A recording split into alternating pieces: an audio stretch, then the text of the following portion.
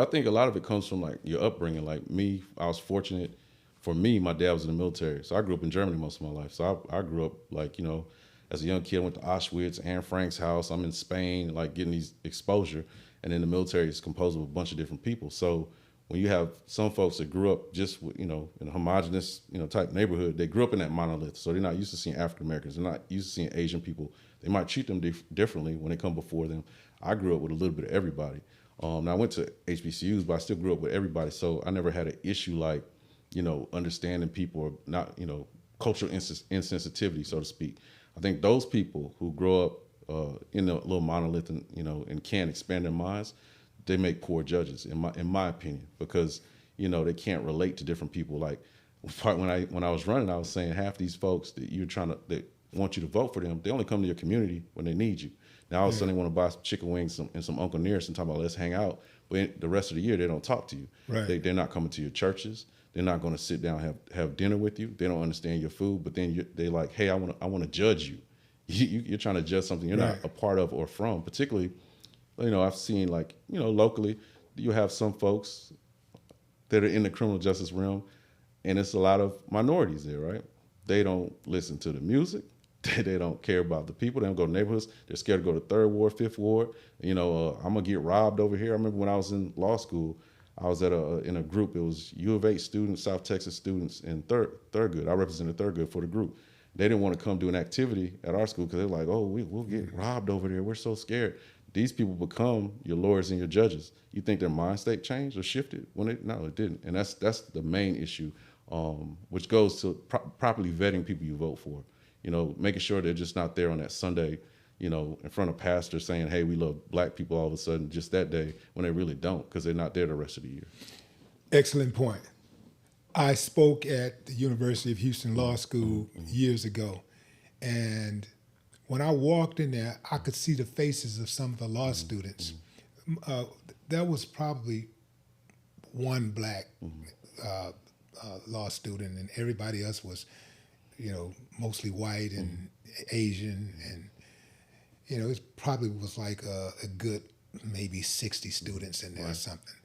But the way that they were looking at me when I first walked in, it was like, it's almost like, what the hell are he gonna say? What can he say that I can be of service to me, right? But I went in there knowing that I had the upper hand because I had more experience in life. Right. I had more overall experience. Right. Yeah, life experience is important. Yeah. See, they just had the book experience and that's that little community that they come from, because they all go to the same schools. They hang out at the same bars. They vacation together. They go on retreats together. They will not, many of them will not go outside of their comfort zone. Whereas me, I learn, I grow when I get outside of my comfort zone. That's what made me walk into that room and speak to them.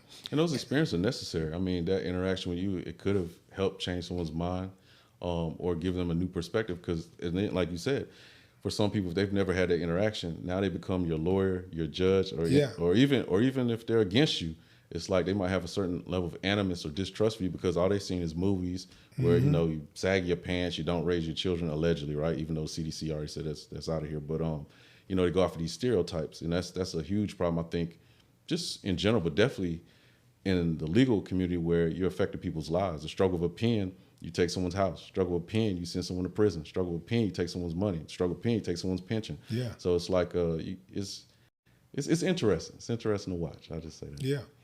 Yeah, this one guy was in that classroom. He was looking at me from the time I walked in. He was just like, he might have been a fan though.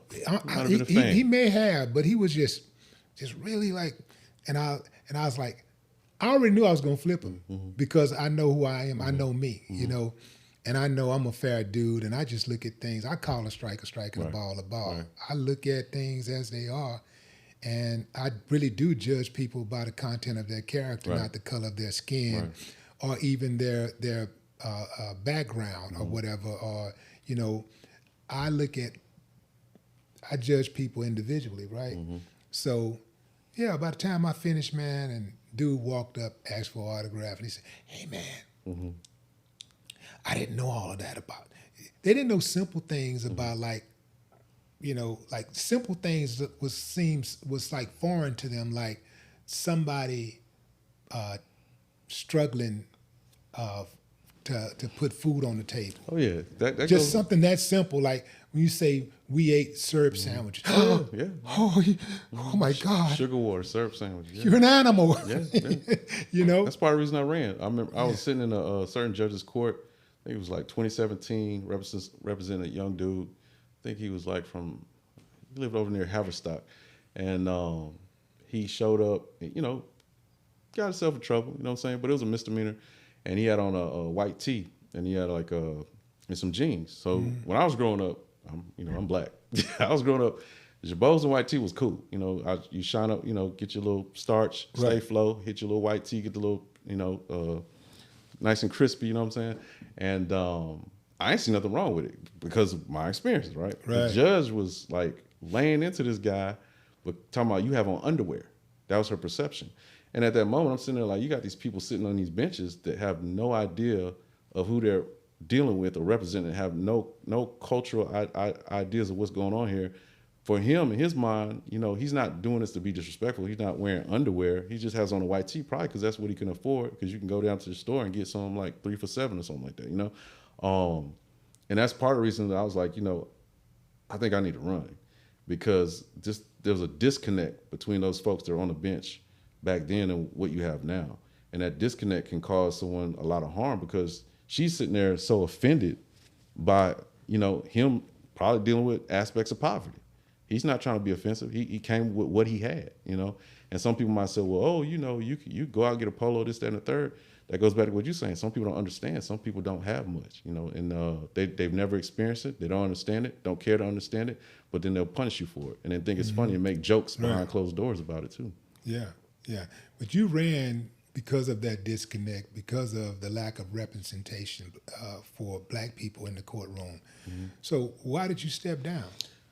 So I stepped down because, as my friend Sean Banks, shout out to him. He'll probably watch this and be excited I gave him a shout out. He's a huge fan of yours, but shout out to Sean. Shout out to Sean, right out there in Florida. But I feel like I was fighting with the people I was fighting for, and that's a hard pill to swallow,